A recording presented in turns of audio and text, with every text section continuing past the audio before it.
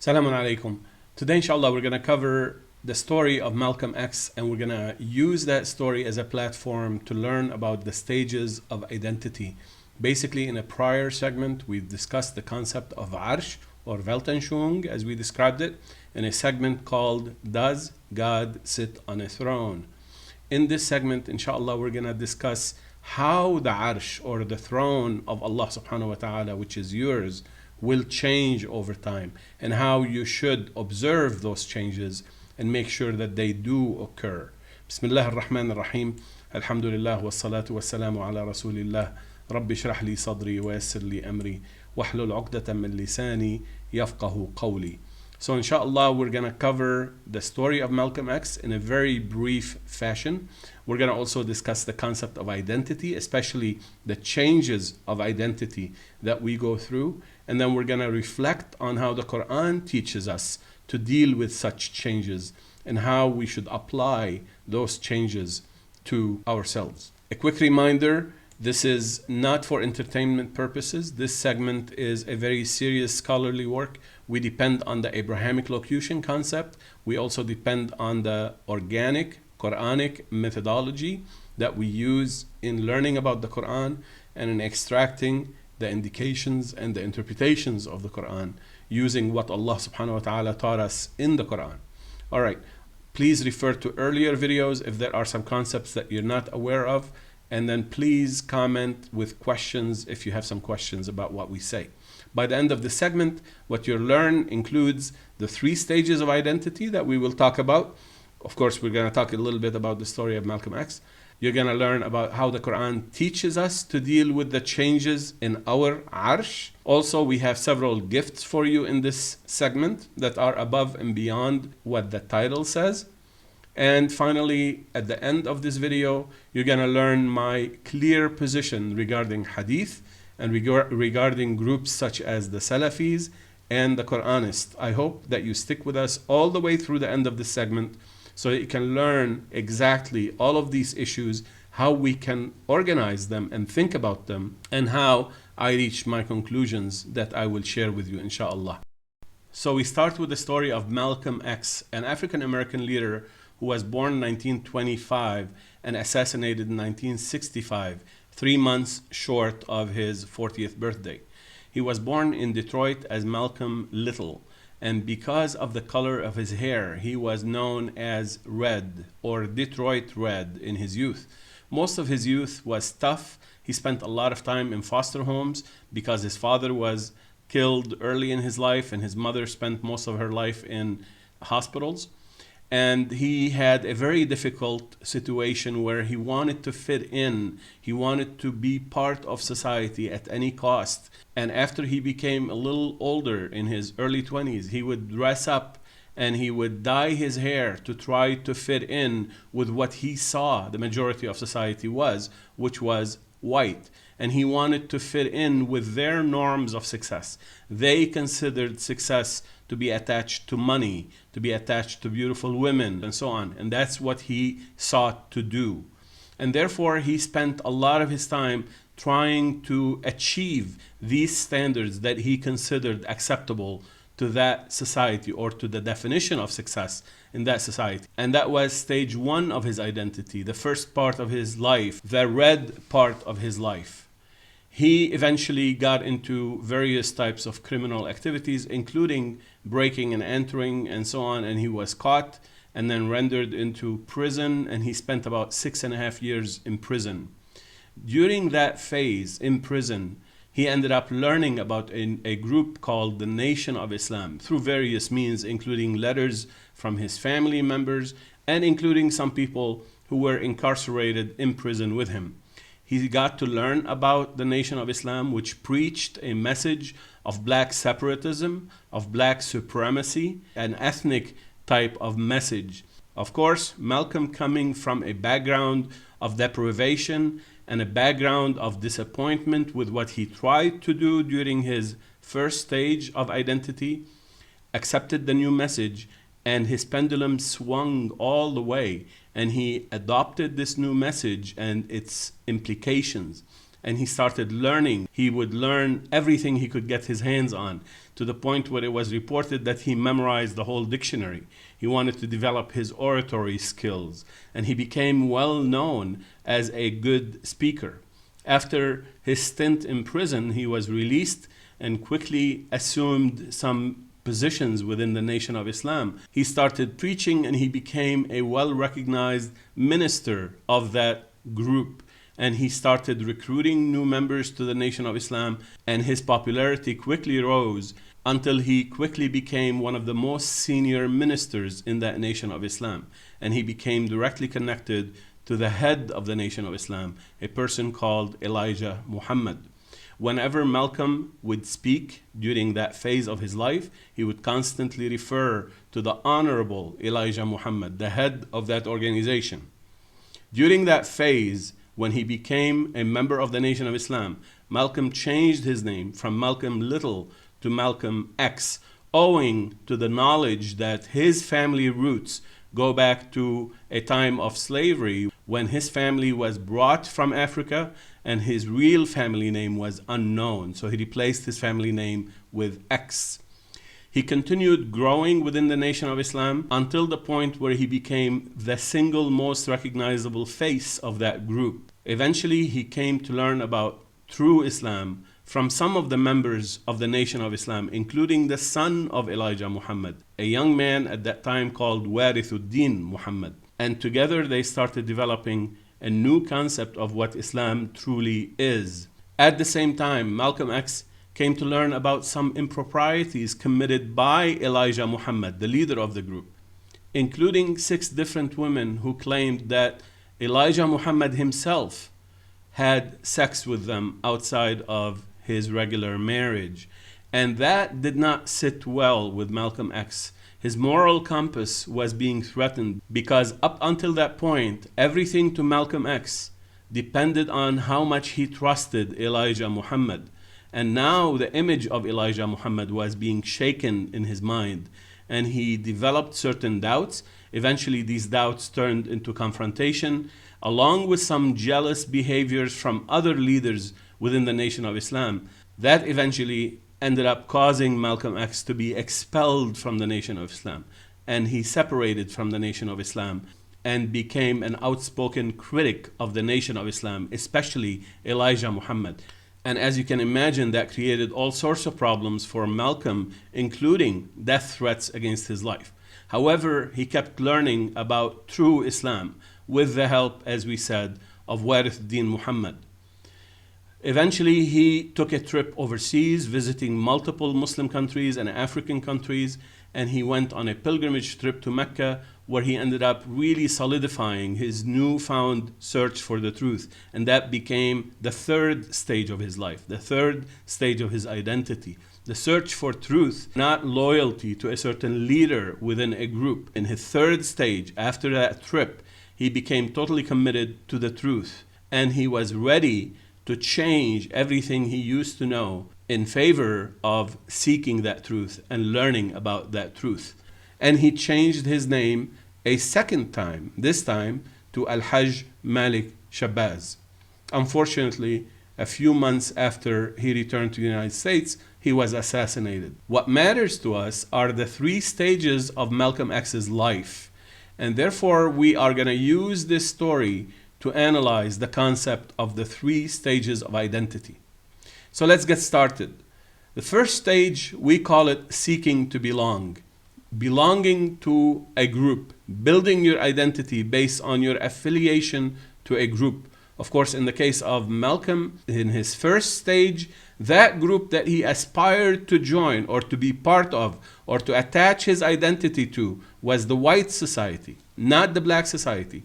He considered the black society in which he grew up inferior, and he aspired to attach himself to the white society because he considered it better. And therefore he did everything he could to fit in. Allah subhanahu wa ta'ala teaches us about this mentality of belonging to a group and identifying yourself and identifying the ultimate purpose for your life in a way that attaches it to a group.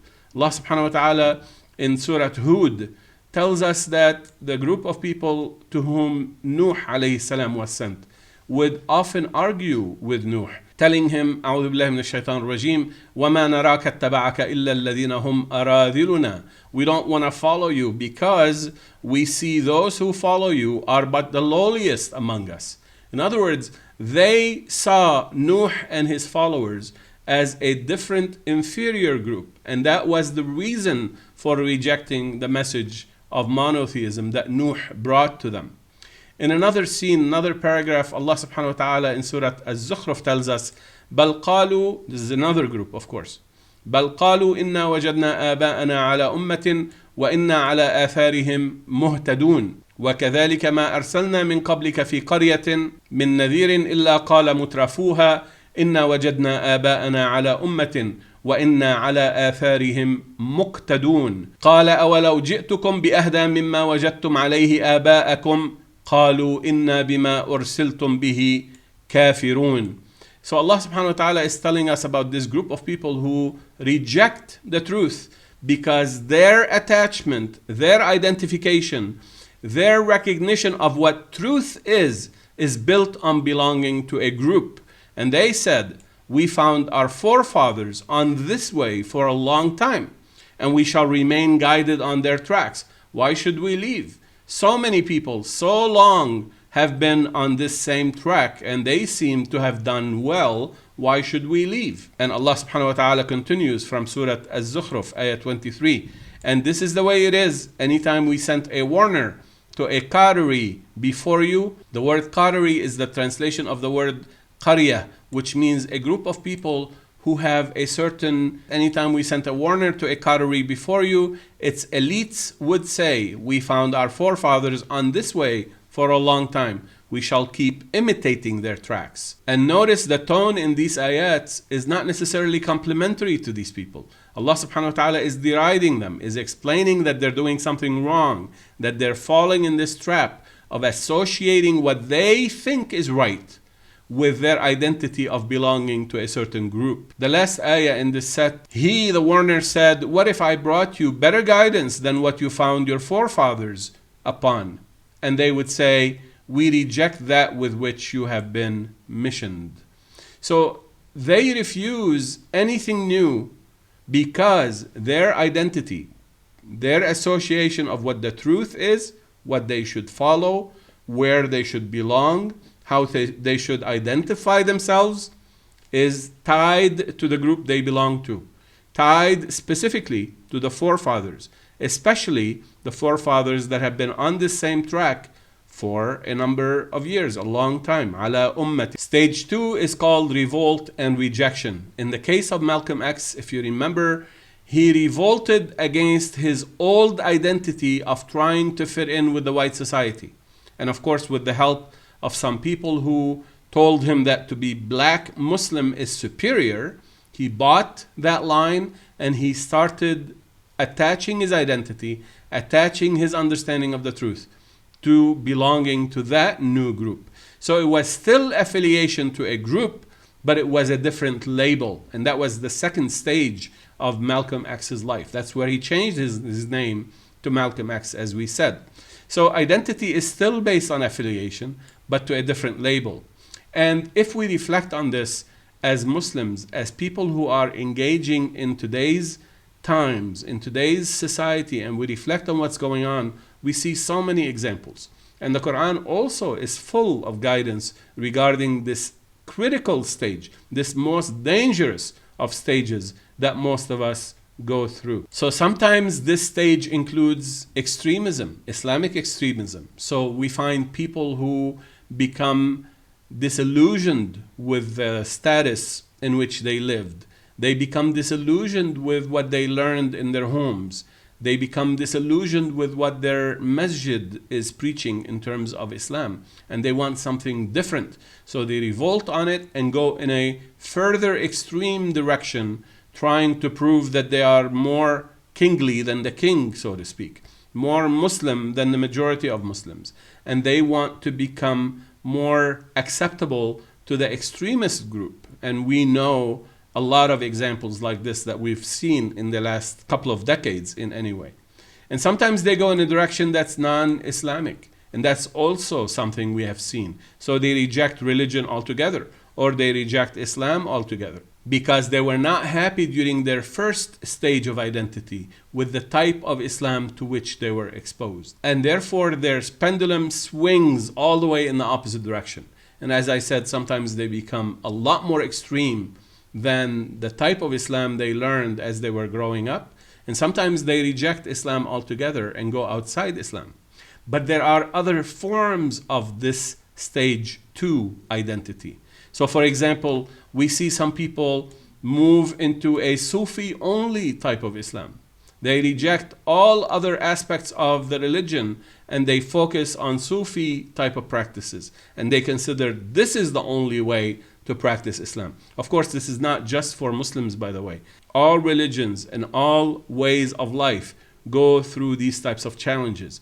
But as far as Muslims for this channel are concerned, this is the issue that we're discussing, and we're discussing some examples that we all have observed. Another example is people who go into an Islamic scientism type of religion. What does that mean? That means that they want everything to be scientifically based.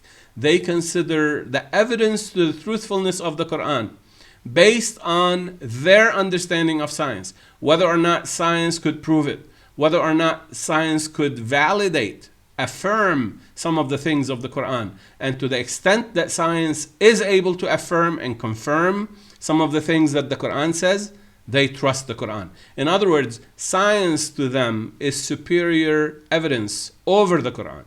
And they only believe the Quran as long as it fits in with the scientific discovery. So this is at the surface appearing like it's Islam, but it's really scientism. And we see a lot of preachers right now online preaching that kind of Islam. And they talk about the scientific miracles, and they talk about how every ayah in the Quran is filled with these things, and science proves this, and science proves that. And it's very true, but it's very dangerous, because the premise that science affirms the Quran means that science is superior to the veracity of the Quran itself. And we have to be really careful, really aware that we're not doing a service to ourselves when we accept that framework of thinking. Another type of stage 2 identity is what I call prosperity Islam.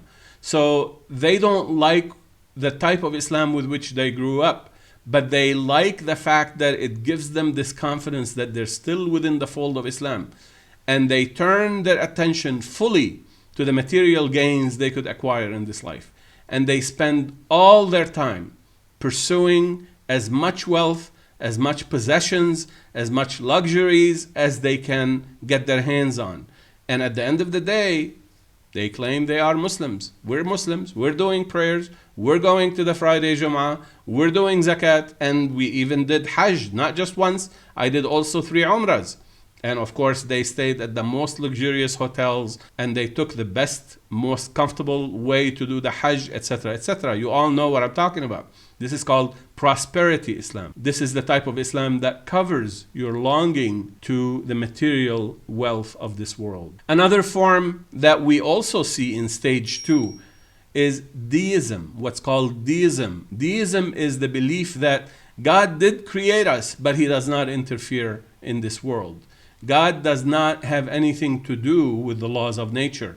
So He created us and forgot about us, and it's up to us. And such people end up living their life with very little connection on a day-to-day basis to the values and the norms of Islam. Another form in this stage 2 identity that we often see is what I call passive Islam. What is passive Islam?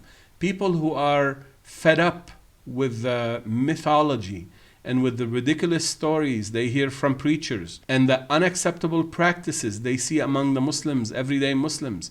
They pull out and they call themselves Muslims. They attach themselves to the label of Islam, but they don't practice anything. But I'm still a Muslim. At the end of the day, if you come and ask them, they say, I say La ilaha illallah, and as long as I say La ilaha illallah, I shall be saved. So that's the passive Islam. Again, that's a stage 2 identity. It is caused by rejecting what they saw in their stage 1 Islam, what they saw as they grew up. what they saw in their communities.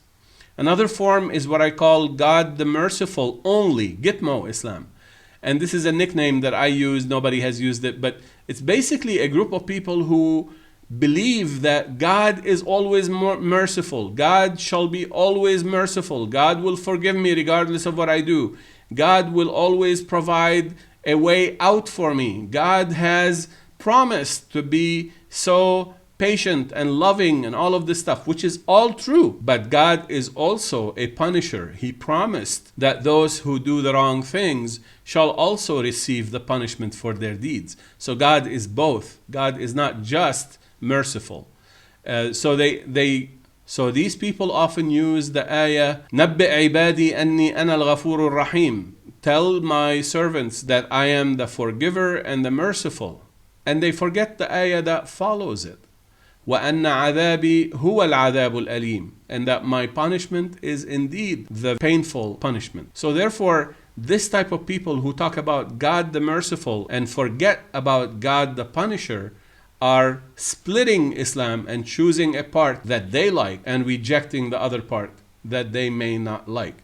Why? Because it's a form of revolt against the type of Islam they learned about during their stage 1 identity. Another especially relevant group is what I call the muqallidun, or blame someone else type of Islam. So this is a group of people who are actually lazy, too lazy to actually use their intellect and learn and actually discern right from wrong. And they claim that just by taqleed, by following so-and-so sheikh or so-and-so imam, I'm safe. I can blame my sins, whatever wrong I may be doing, I can blame it on that person. And of course, the Quran teaches us that is not acceptable. The Quran is full of such warnings. As a matter of fact, every single page in the Quran talks about one or more of such forms that appear, that materialize in stage 2 identity. So other forms that we all see, which is also stage 2 identity, is what I call saint or imam worship. What is that? That's a group of people that we know, all of you probably know them. They take saints or they take intermediaries or intercessors, min dunillah, between them and God. And they start praying that these saints or these people may intercede on their behalf with Allah subhanahu wa ta'ala. Or they ask Allah subhanahu wa ta'ala to grant them favor in the name of this saint or in the name of that imam. Another form is the messenger worship. And we saw in the story of Queen of Sheba that her and her people attached themselves through the messenger as an intercessor, as an intermediary. وَصَدَّهَا مَا كَانَتْ تَعْبُدُ مِن دُونِ اللَّهِ. She was worshipping Ash-Shams, as we discussed in the video segment that is called Will God Expose His Leg? And she and her people believed that by attaching themselves to that messenger, Ash-Shams, as we explained, that they would be safe. And therefore they viewed the messenger as an intercessor, as an intermediary. And that's very wrong, as we saw from the story of Sulaiman and the Queen of Sheba. In the case of Muslims, this actually happened right after the death of Prophet Muhammad ﷺ. Many of the Muslims, right after his death, immediately had this desperate situation where they felt that they would be lost. They would be totally confused and leaderless and unable to perform their religion. And some of the biggest names among the Sahaba fell into that desperate situation, to the point where Abu Bakr radiallahu anh, coming out from the chamber of where the body of Prophet Muhammad ﷺ was still laying, came out and addressed the Muslims saying, من كان يعبد محمدا فإن محمدا قد مات ومن كان يعبد الله فإن الله حي لا يموت. Whoever used to worship Muhammad, Muhammad is dead. But whoever worships Allah, Allah is alive and He does not die. Now, I urge you to think and reflect, why did Abu Bakr feel the urge or the need to express such an expression? Of course, we are assuming that this expression is historically correct, but it just indicates to us that there is that feeling that existed during those days among the Muslims, the closest Muslims, right outside the chamber where Prophet Muhammad ﷺ died. There are two other groups that we will talk about, inshallah, the Salafis and the Quranists, but I will leave this till later because we're going to treat this issue in a lot more details. All of these groups that we just discussed are examples of stage 2, revolting and rejecting the earlier form of Islam that you saw, the earlier form of attaching yourself to a form of Islam that you did not like. So in stage 2, revolt and rejection, Allah subhanahu wa ta'ala gives us some indication about the danger of that stage. Allah subhanahu wa ta'ala says in ayah 103 and 104 of Surah Al-Kahf, أعوذ بالله من الشيطان الرجيم قل هل ننبئكم بالأخسرين أعمالا الذين ضل سعيهم في الحياة الدنيا وهم يحسبون أنهم يحسنون صنعا. Allah subhanahu wa ta'ala says, shall we tell you about the worst losers with respect to engaging the Quran? Those are the ones whose endeavors go astray or are wasted in this life, while they reckon that they are insightful in what they devise. Now remember, all of these groups in here have devised their own way of dealing with the conflict that resulted from them rejecting what they saw in stage 1 of their identity. So they revolted, they wanted to reject, but they still didn't want to leave Islam. So they devised all sorts of solutions that are partial Islam, but still allow them to claim that they were still Muslims. This is the type of groups that we're talking about in this ayah right here. قُلْ هَلْ نُنَبِّئُكُمْ بِالْأَخْسَرِينَ أَعْمَالًا. Shall we tell you about those who are the worst losers with respect to engaging the Quran? Remember, the word a'mal and amal is always referring to engaging the Quran. This is specific terminology that is part of the Abrahamic locution. It's not about the general deeds. So you may be conducting great deeds and doing excellent works, but at the same time, your engagement of the Quran are taking you in the wrong direction and causing you to think the wrong things, to devise the wrong assumptions about Allah or about the deen that He revealed. Allah subhanahu wa ta'ala refers to these people are أخسرين أعمالا. You may be doing it for the wrong reasons. You may be committing shirk without your knowing it. You may be devising, as we said in here, they devise the wrong things while thinking they are insightful, while thinking they're doing the right things. So some of the characteristics of people in this stage 2 is that people in this stage 2 think they possess the truth. They think they own it. They think they got there. And they also rush to conclusions. And they are often superficial. They are also not interested in learning anything new because they don't want any threat to what they devised in their own mind as to what they think is correct. So those who worship the messenger and consider the messenger as an intercessor, of course they don't want anybody to come and tell them, look, the Quran says something else. Those who blindly follow their leaders, their imams or their saints and consider them intercessors, of course they don't want you to say anything to them. They don't want their peace to be disturbed. They want to remain in their slumber. They don't want to learn anything new. They're happy with what they devised. They have a tendency to look down upon others because, if you recall, they think they possess the truth. That's it. They know everything. They know exactly what truth is. And anything you say to them that may disrupt this faith they have in their possession of the truth, they don't want to listen to it. And as a defensive mechanism, they look down upon you. They don't want to consider you in any way, shape, or form, possibly even correct. They are full of passion, this group of people. And they think everyone else should be like them, should be following the same truth they have reached. They are usually attached to a specific personality, a type of leader, a type of teacher, a type of imam, or a group. They're really attached to that group. They want to fit into that group to which they consider themselves a member of. So the third stage that Malcolm X went through when he changed his name eventually to Al-Hajj Malik Shabazz, he describes as allegiance to the truth, allegiance to Allah subhanahu wa ta'ala. And that is represented in the Quran by Prophet Ibrahim alayhi salam, destroying the idols and rejecting any form of intermediaries between him and Allah. He wanted to connect directly with the Creator. And that's the famous paragraph that we read in the past, starting with ayah 74 from Surah Al-An'am. So Allah subhanahu wa ta'ala gives us some indications to what goes on in that third stage of identity. What are the characteristics?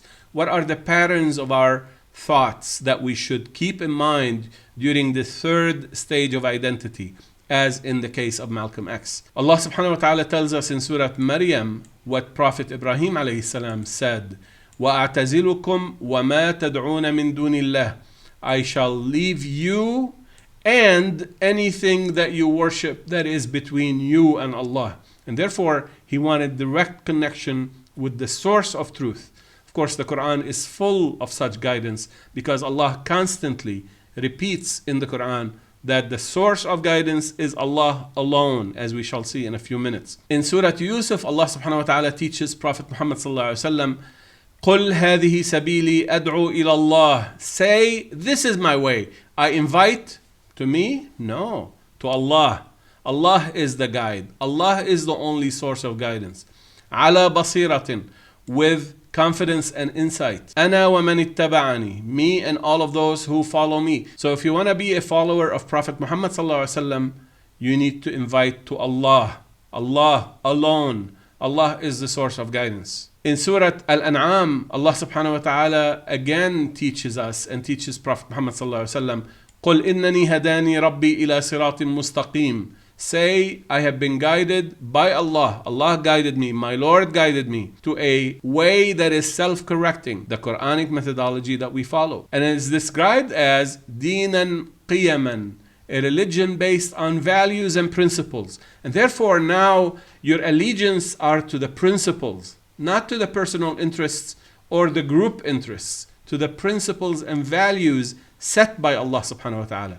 Dinan qiyaman. Qiyam is values. In ayah 44 of Surah An-Naml, when the Queen of Sheba eventually realized how wrong her way was, what she said is very telling, and that was stage 3 for the Queen of Sheba. قالت رب إني ظلمت نفسي وأسلمت مع سليمان لله رب العالمين. I submit with Sulaiman to Allah, the Lord of all the realms.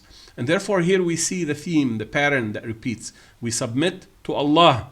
We may submit with this person or learning from this person, but never to that person. We submit to Allah subhanahu wa ta'ala alone. Now, there are so many things that we take for granted about this stage 3, but it's really the ultimate where we need to get. So for example, the very testimony that we say all the time, La ilaha illallah, if we really reflect on it, the concept that there is no deity except Allah. Why did Allah subhanahu wa ta'ala teach us to say it that way? Except Allah. Because you have to start discarding all other deities. You have to start discarding all of your prior affiliations, all of your prior attachments, all of your prior tendencies to impose your own opinions and views upon others. So you yourself should stop being a deity first before you accept Allah as the only deity. This is part of the beauty of how this expression is composed. So in this stage, we need to learn that Islam is not just a noun, it's a verb, it's something we pursue. It's not something we are, it is something we do. The Quranic Islam is not a station, it's a journey. We're constantly searching for that truth. We're constantly seeking to learn new things. It is not just to be, it is to become. Admitting that you made mistakes in the past or that you're constantly making new mistakes is not a weakness in this stage of identity. It is a strength. It is a sign of maturity. It's a sign that Allah subhanahu wa ta'ala is helping you cleanse your arsh, your Weltanschauung. And if you're not learning new things and discovering that you've been wrong in the past, that means something is wrong with your arsh and you're not even aware that it is wrong, because every human being makes mistakes, as our beloved Prophet ﷺ is reported to have said. So therefore it's about recognizing your own defects and asking Allah subhanahu wa ta'ala to constantly help you clean and preen your arsh and make your arsh better as you go forward toward the ultimate truth of Allah subhanahu wa ta'ala. Never being secure in the assumption that you have grasped the truth. This is stage 3 identity. This is the part that Allah subhanahu wa ta'ala helps those who are really truly seeking guidance improve within that stage. So submission to Allah subhanahu wa ta'ala is the only way to have the guidance to constantly preen and develop your arsh, your Weltanschauung. The way of Tawheed, based on what Allah subhanahu wa ta'ala taught our beloved Prophet sallallahu alaihi wasallam to teach us, is as follows. In Surah Al-Kahf, قُلْ إِنَّمَا أَنَا بَشَرٌ مِثْلُكُمْ, I am just a human being like you. يُوحَى إِلَيّْ, I am commanded. أَنَّمَا إِلَهُكُمْ إِلَهٌ وَاحِدٌ, that there is only one God, one Lord, one deity. فَمَنْ كَانَ يَرْجُو لِقَاءَ رَبِّهِ فَلْيَعْمَلْ عَمَلًا صَالِحًا وَلَا يُشْرِكْ بِعِبَادَةِ رَبِّهِ أَحَدًا. Whoever hopes to have an encounter with Allah subhanahu wa ta'ala, let him work the ayat. عَمَلًا صَالِحًا. Remember, we keep talking about this. عَمَلًا صَالِحًا is not a generic good deed. It's specifically engaging the words of Allah subhanahu wa ta'ala in the Quran to constantly learn new things. Even if you're not an Arabic speaker, you can contemplate a specific word. You can look up the various translations. You can identify whether or not a certain concept fits with the overall inspiration you have from the Quran. You can do all sorts of things to engage as-salihat, the pristine form of hur that are created within ayat of the Quran. And Allah subhanahu wa ta'ala continues, وَلَا يُشْرِكُ بِعِبَادَةِ رَبِّهِ أَحَدًا. No one should be associated with Allah subhanahu wa ta'ala. Ayah 6 of Surah Fussilat, Surah 41, conveys a similar meaning. قُلْ إِنَّمَا أَنَا بَشَرٌ مِثْلُكُمْ يُوحَى إِلَيَّ أَنَّمَا إِلَهُكُمْ إِلَهٌ وَاحِدٌ. I am but a human being who is commanded or enjoined to tell you that there is only one deity. فَاسْتَقِيمُوا إِلَيْهِ. Persist in your seeking Him, toward Him. وَاسْتَغْفِرُوهُ. And seek to reconnect with Him all the time. Not just forgiveness from Him, but to reconnect with Him. وَوَيْلٌ لِلْمُشْرِكِينَ. And woe to those who associate with Allah. Any kind of association in between you and Allah or beside Allah. So now we get to the gifts, and I ask that you remain patient because we have beautiful gifts for you, and I hope that you've stuck with us all the way through this segment so that we can continue inshallah with the conclusions. What did we learn from this? First, gift number 1. Rasulullah sallallahu alaihi wasallam was also a Nabi, as we explained in an earlier segment, and a Nabi is the one who executes the mission. Rasul is the one who delivers the message. As a Nabi, Muhammad sallallahu alaihi wasallam, our beloved, was himself on a learning journey. And I need you to really internalize this concept. So when Allah subhanahu wa ta'ala tells him, وَقُلْ رَبِّ زِدْنِي عِلْمًا, He's teaching Prophet Muhammad sallallahu alaihi wasallam, say, my Lord, increase me in knowledge. He was on a learning journey, constantly learning new things. It is a myth to think that Muhammad sallallahu alaihi wasallam, the minute he received the very first ayah and the first time he received the Quran, he learned everything or he knew everything. Of course, that's not true. Allah subhanahu wa ta'ala teaches us that a Nabi as a person is a human being. A Rasul is protected, ma'soom. He does not make mistakes in the delivery of the message. But as a Nabi, he was constantly learning. Now, more important than this concept is that all the companions around him were also on the same learning journey. All of those companions were going through the various stages of identity and therefore were increasing and developing themselves over time. Why is this so important? Because when we look at the institution of hadith, of the prophetic narrations that have reached us in the various tomes and collections, any hadith, even if proven sahih, please pay attention to this concept because it's so critical. Any hadith, even if proven sahih, does not tell us in which stage of identity the companion, the sahabi, the original narrator of that hadith, which stage of identity that person was. Let me repeat it. This is so critical. So a sahabi reported that a Nabi or Rasulullah said this and this and this, even if we want to accept it as sahih. We have no idea at which stage of identity that narrator, that Sahabi, that companion was in. And therefore, we have no idea if he really understood what the Prophet ﷺ told him or not. And this is a very big question mark in understanding the relevance of the narrated prophetic hadith. The second point, remember when we talked about Zulqarnain being Prophet Muhammad ﷺ himself, and then Prophet Muhammad ﷺ is reported to have been taught in the Quran to say yusran, things that are easy for the receiver, the person being addressed, to comprehend. Yusran, right? So when the companion is reported to say that the Messenger of Allah told me, or said to me, or expressed to me, that necessitates that the Prophet ﷺ spoke to that companion in the level of yusr, that companion would comprehend. And that was based on that companion's stage of identity. In other words, the Prophet ﷺ may have said X, but X is valid for this specific companion at this stage of his identity journey. This same X may not be relevant to another companion, or to the same companion even on a different stage of his journey. I hope this is clear, because these issues, these concepts, are reported to us as if what the Prophet ﷺ is absolute and applicable for all times and peoples and places. And that's not true. The Prophet ﷺ was ordered to say yusran to the very people to whom he was speaking.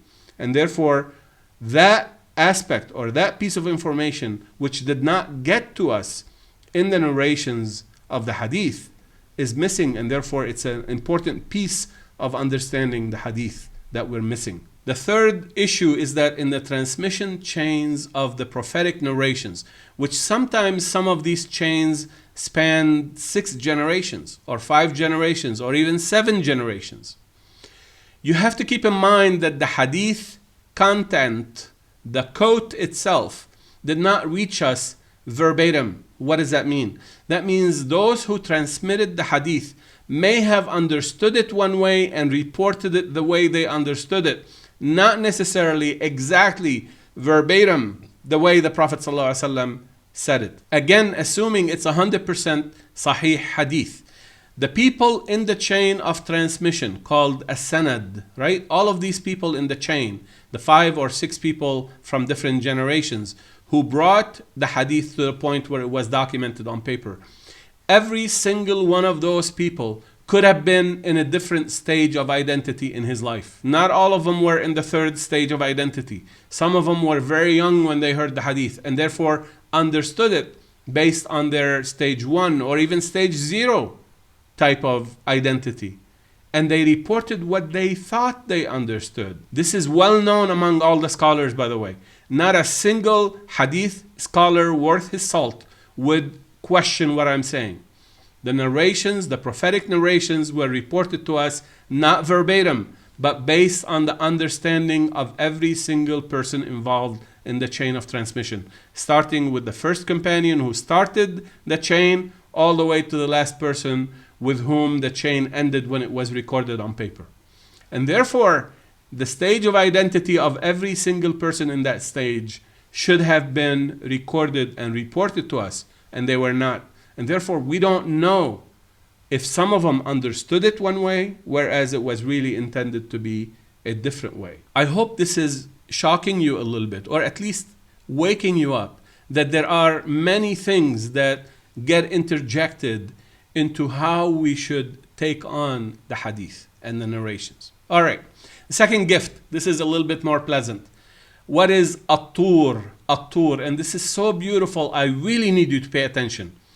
Remember Musa, as we go through his life, inshallah we will elaborate the life story of Musa alayhi salam in a future set of episodes. But Musa alayhi salam went through 3 basic stages that the Quran tells us in general about.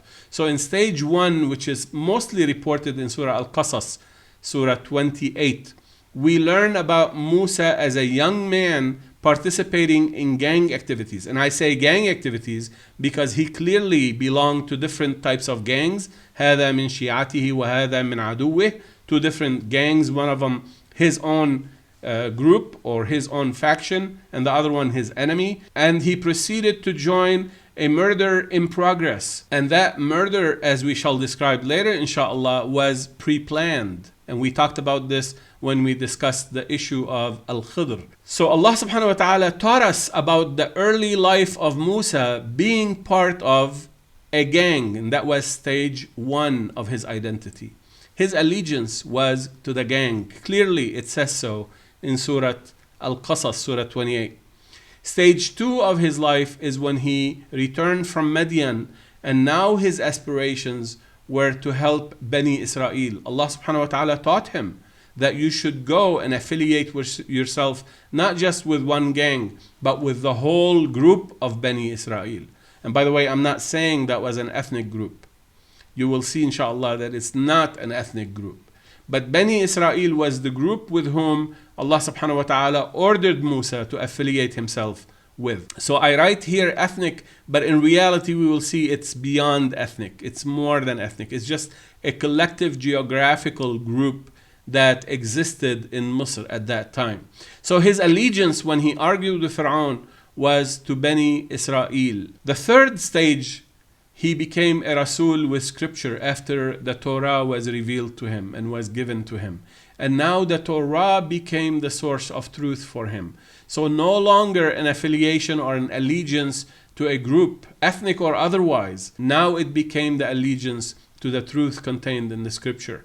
And to illustrate this point, Allah subhanahu wa ta'ala teaches us about the story of As-Samiri, the person named As-Samiri, who's clearly from a different group than Bani Israel. And yet, Allah subhanahu wa ta'ala taught us that Musa dealt with him on the basis of the truth, not on the basis of ethnic affiliation or geographic affiliation. Alright, so what does this have to do with this? The 3 stages that we talked about, and there are more, by the way, there is a lot more details to the story of Musa that we will uncover. But there is a very interesting word that Allah subhanahu wa ta'ala uses specifically when talking about the story of Musa throughout the Quran. He uses the word At-Toor. So now we need to do a little bit of linguistic analysis to understand what At-Toor means. They told us in the interpretations and in dictionaries that At-Toor means the mountain. We will see.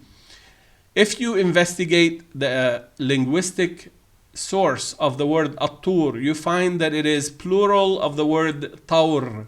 Tawr. And the word Tawr literally means stage or phase, exactly the way we're talking about it. So the 3 stages of identity that Musa went through represent collectively Toor, collective plural, At-Toor. So anywhere the Quran refers to At-Toor, he's actually talking about Musa because he went through these stages. And by the way, just between parentheses, Musa is mentioned over 137 times in the Quran, only with the name Musa, and he's mentioned with other names in other ayat. And one of the names to which the Quran refers to Musa is At-Toor al-Ayman, as in ayah 52 of Surah Maryam. And if you recall, in one of the video segments, we discussed how Musa's left hand was harmed or cut off, and it was regrown as a sign that Allah subhanahu wa ta'ala provided to Musa to show the power of the truthfulness of what he was claiming, to show that Allah subhanahu wa ta'ala regrew his hand. And that video is available. Again, please refer to it if you have not seen it. It's a phenomenal research and result that we exclusively provide in this channel. So in this ayah 52 of Surah 19, Maryam, Allah subhanahu wa ta'ala tells us, وَنَادَيْنَاهُ مِنْ جَانِبِ الطُّورِ الْأَيْمَنِ, and we addressed him. This is, the context is about Musa clearly, from the side of At-Toor, the right-handed one. Again, this is evidence, further evidence, that there was something wrong with his left hand, and Allah is giving us a hint that this At-Toor, Musa, has a right hand or right-handed. In another ayah, Allah subhanahu wa ta'ala in 46, ayah 46, Surah 28, Allah subhanahu wa ta'ala says, وَمَا كُنْتَ بِجَانِبِ الطُّورِ إِذْ نَادَيْنَا. This is Allah subhanahu wa ta'ala telling Prophet Muhammad sallallahu alaihi wasallam, you were not with the Toor, you were not next to the Toor, بِجَانِبِ الطُّور, as we addressed Musa. Again, all of these are beautiful signs. So Allah subhanahu wa ta'ala is using the word Ṭūr to refer to Musa because he went through several stages. And the fact that the story of Musa is so prominent all throughout the Quran, almost every single surah, almost every single surah has some reference to the story of Musa. It is specifically because it's trying to teach us that the stages of identity that Musa went through are very relevant to every one of us. So in that sense, Musa is presented as an exemplar, and his whole life is put on exposition throughout the Quran to teach Prophet Muhammad ﷺ and to teach us how to deal with the changes in our Weltanschauung, Al-Arsh, and to be aware that we need to be constantly progressing away from the traps of stage 1, away from the traps of stage 2, as we saw, into stage 3, into constantly searching and aligning yourself with the truth. Now we're aware that the word At-Toor is also the plural of Ṭūr, which means stage, as we said. At-Toor is another form used in the Quran. Nuh alayhi salam, in his locution, used the word At-Toor. وَقَدْ خَلَقَكُمْ أَطْوَارًا in Surah Nuh 71:14. He created you, Nuh is telling his people, he created you in stages. Again, this is a reference. Why is Nuh mentioning this? Because he's telling them, look, don't think you know the truth, because you're going to go through stages of identity. You're going to go through stages, various stages of acquiring the truth and becoming more and more aware of things that you don't know. So don't just reject what I'm bringing you. That's what Nuh was telling them. I hope this message is resonating with you guys. I hope this message is resonating with the importance of this concept as far as what the mission of this channel is all about. We need to present these concepts and live these concepts and practice these concepts as we understand the Quran, and especially as we connect with people who are presenting new understanding of the Quran. So to my brothers and sisters who constantly harass me and send me comments and attack me saying I don't know anything, just consider perhaps that maybe in my age I have reached a more advanced stage of identity than your stage of identity. Allow for the possibility that Allah subhanahu wa ta'ala will show you new atwar, new stages of which you're not even aware today. All right. The third gift. The third gift is about FirÄaoun, and this is something really critical that we need to learn and understand. FirÄaoun lives on today. I don't mean personally, the person who was FirÄaoun and reported in the Quran, but the concept of FirÄaoun, the specimen or the representative of that type of tyrant called FirÄaoun and described in the Quran fully, is still alive and still acting in the world today. So FirÄaoun is described in Surah 28. Allah subhanahu wa ta'ala says, إِنَّ فِرْعَوْنَ عَلَى فِي الْأَرْضِ وَجَعَلَ أَهْلَهَا شِيَعًا يَسْتَضْعِفُ طَائِفَةً مِّنْهُمْ الْآيَةِ. Ayah 4, Surah 28. Indeed, FirÄaoun exalted himself using the scripture. Remember, Al-Ard is the scripture. And covertly fragmented its occupants into feuding gangs. So who are its occupants? Meaning the people who consider the scripture relevant to them. So FirÄaoun not only understood the scripture, he used the scripture to create these factions, to create Shia, factions, and gangs as we just described. Killing each other, attacking each other, harassing each other, creating enmity between them, making sure they remain in opposition to one another, encouraging this group one time, encouraging that group one time. Does that remind you of anything? Does that remind you of anyone? Of course. FirÄaoun lives on. The concept of FirÄaoun, the exemplar of FirÄaoun, the paradigm of FirÄaoun is still dominating the Muslims today. Not just the Muslims, by the way, all sorts of groups. So FirÄaoun wants to keep us either in the first or the second stage. Why? Because that's where the enmity is. That's where people fight against each other. Remember stage 2, people think they possess the truth, and therefore they're willing to die for it. They're willing to fight the others, to demonize the others, to dehumanize the others who think differently from them.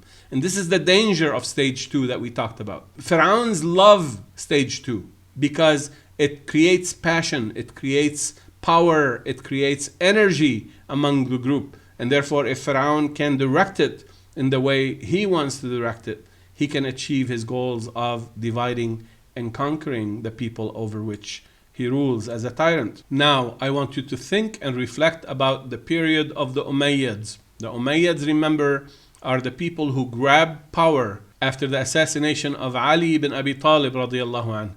They moved the seat of the capital from Medina to Damascus. These Umayyad, or the Umayyin, who used to be the enemies of Prophet Muhammad sallallahu alaihi wasallam in Quraysh, became the rulers over Islam and all of the Muslims. They were followed by the Abbasid. After 95 years approximately, the Abbasid overtook control from the Umayyad and then pursued the same course of action. What did they do? They behaved exactly like FirÄaoun. They created a sense of stage 2 groups all over the Muslim world. And they insisted that the story of Musa and the story of FirÄaun were not correctly understood. They wanted to make sure that the interpretation of the Quran did not include the right interpretation of the story of Musa with his Ṭūr, with his stages, and the story of FirÄaun and how FirÄaun manipulated people in stage 2. And now you understand why the word Ṭūr, as an example, as we detailed it in here, was wrongly interpreted in all our interpretation tafsir books. Every single one of them says it's the mountain, and yet you open any simple lexicon, including Lisan al-Arab or Fairuz Abadi or any simple lexicon, and you immediately recognize that At-Toor is the plural of Tawr, which means stage or phase, and therefore it is very likely, very plausible that it points to Musa with his stages and his progress in his identity changes.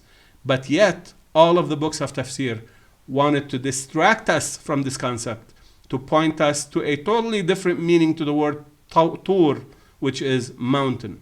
So to FirÄaun of those times, Umayyad and the Abbasid, a corrupt Weltanschauung that has been designed masterfully 1400 years ago and continues to be nurtured purposefully today, is what's holding the Ummah back. I'm not talking about just the concept of At-Toor or FirÄaun or Musa. Every single story follows the same pattern. And yes, this was a deliberate attempt, and I mean it, this was a deliberate attempt to modify the interpretation of these stories away from understanding the concept of how tyrants like FirÄaun manipulate the masses. Unfortunately, we fell into that trap, and we remain to this day in the same trap. And yet there are some Muslims who are still defending those books, who are still defending that literature that we received as a result of these types of actions.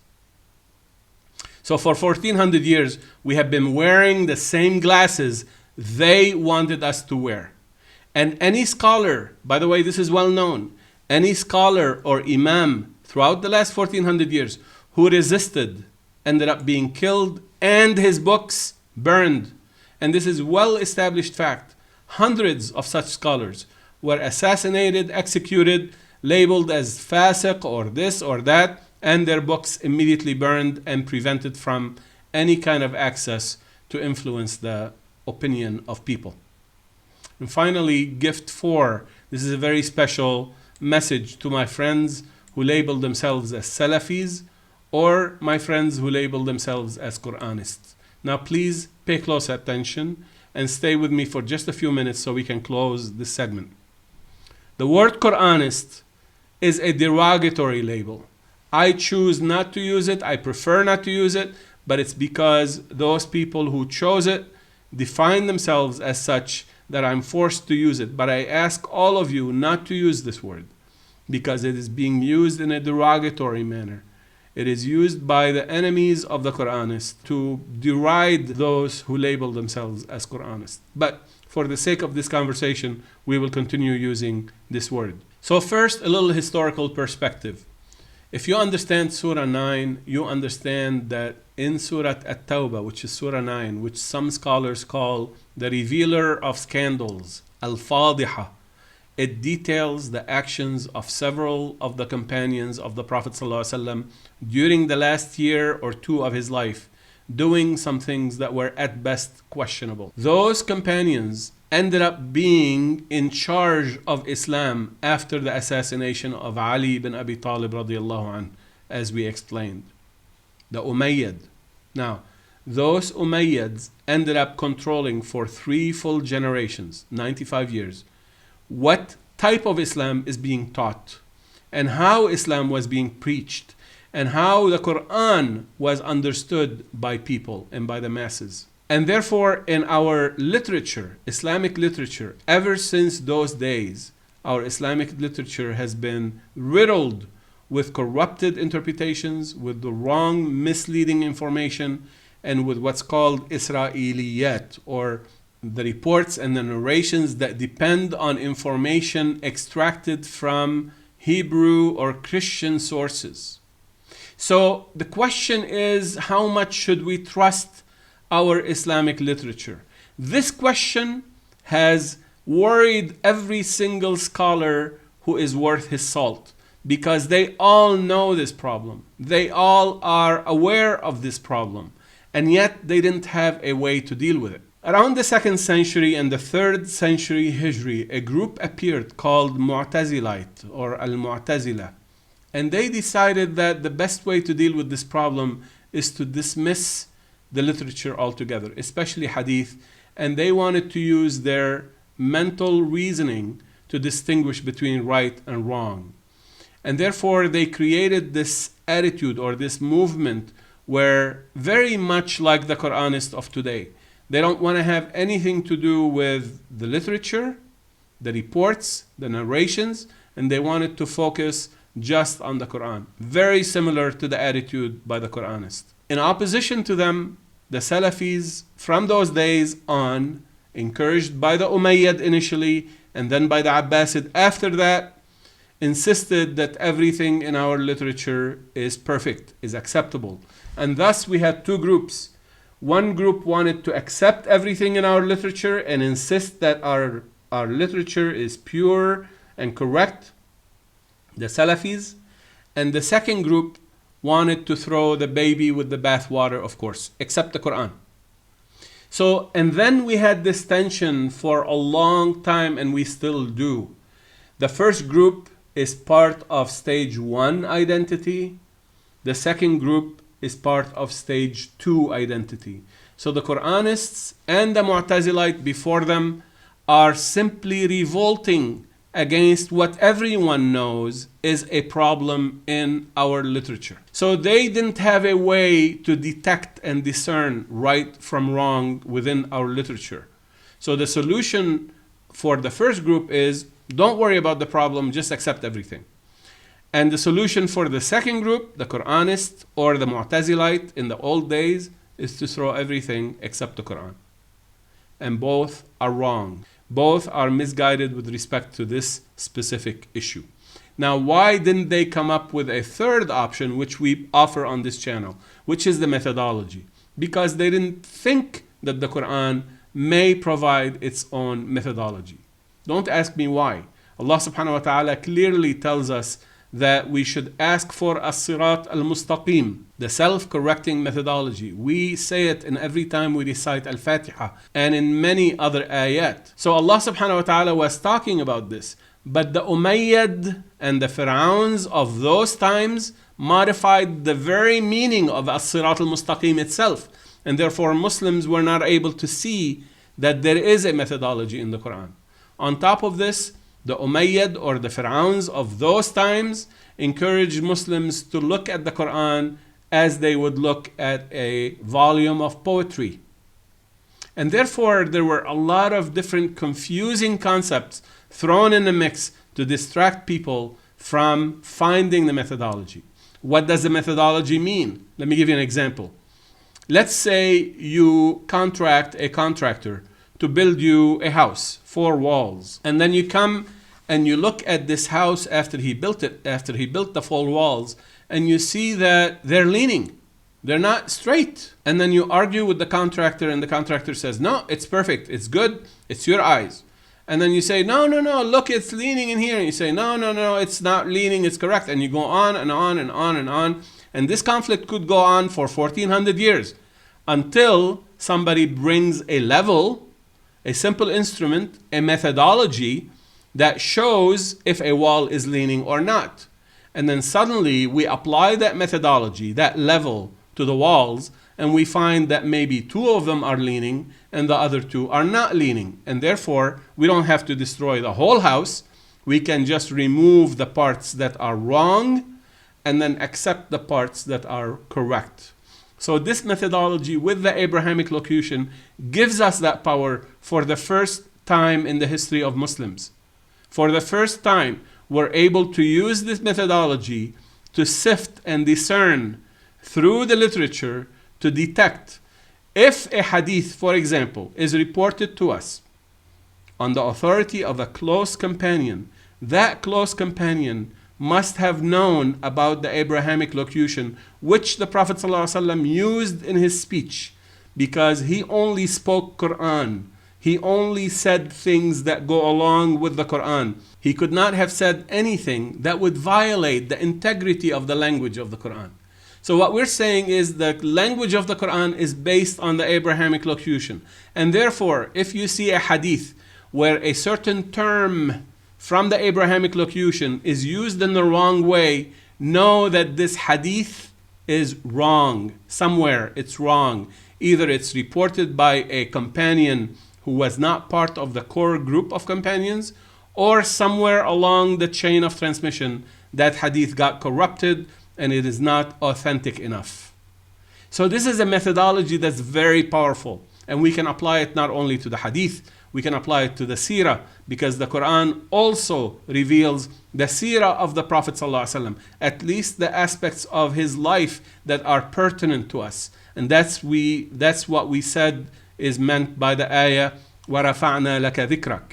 And therefore now we can use the methodology for the seerah, as we have done in the case of Dhul Qarnayn. We can also use this methodology for other aspects, such as, for example, when we pick up a book called Nahj al-Balagha that was collected by Al-Sharif al-Radi in the 5th century approximately. Nahj al-Balagha is a collection of sayings from Ali bin Abi Talib radiyallahu anhu. Now, is it possible that some of these sayings are authentic and some of these sayings are erroneous? Of course it is possible. So how do we discern? Again, using the Abrahamic locution. Now, I have done this work. I've picked up this book and I went through most of this book, and I've discovered some true nuggets that I can tie directly to the Abrahamic locution. Whereas some other reports, I can easily tell you this could not have come from Ali bin Abi Talib radiallahu anh, because Ali bin Abi Talib was one of the closest companions to the Prophet ﷺ. And therefore he must have known about the intricacies of the code of the language that is deposited within the Quran. And therefore this methodology is very powerful, and it resolves once and for all a problem that has existed ever since the days of the Mu'tazilite 1200 or 1300 years ago. And therefore now I address myself to my friends, the Salafis. Don't insist that everything we have in the literature represents our beloved Prophet Muhammad sallallahu alaihi wasallam, because it does not. Don't equate what's written in a book where someone says Qala Rasulullah with what Rasulullah said. It is very possible that that report was changed and corrupted somewhere in the transmission. And now I address myself to my friends, the Quranists. Don't insist to throw away everything. Every leader deserves his history preserved. The problem is we don't know what's right and what's wrong until we apply this methodology. If you truly follow the Quran, you know that the Quran says, لَقَدْ كَانَ لَكُمْ فِي رَسُولِ اللَّهِ أُسْوَةٌ حَسَنَةٌ. You have been given in the example of our messenger the best example to follow. And therefore, we have to follow his example. The challenge is, how do we pick up the right track to follow in his footsteps? With this methodology, we do have a real chance a real opportunity to fix this problem without throwing away everything. So we look at everything that is in our literature and we do not throw it away. We apply historical critical evaluation methods. We also apply critical thinking, but most importantly, with the organic Quranic methodology, the one we use in this channel, and the one that includes the Abrahamic locution that we keep talking about, and I keep illustrating for you with every new segment, with this methodology, we can sift through the literature to discern between right and wrong. And this changes everything. Now we have somebody shining a light on what was previously a totally dark field where everybody was looking in the dark for the truth. May Allah subhanahu wa ta'ala keep us on the right path. We make the dua inshallah in closing. Alhamdulillah alladhi hadana lihada wa ma kunna linahtadiya lawla an hadana Allah. Thank you very much for watching. Salamun alaikum.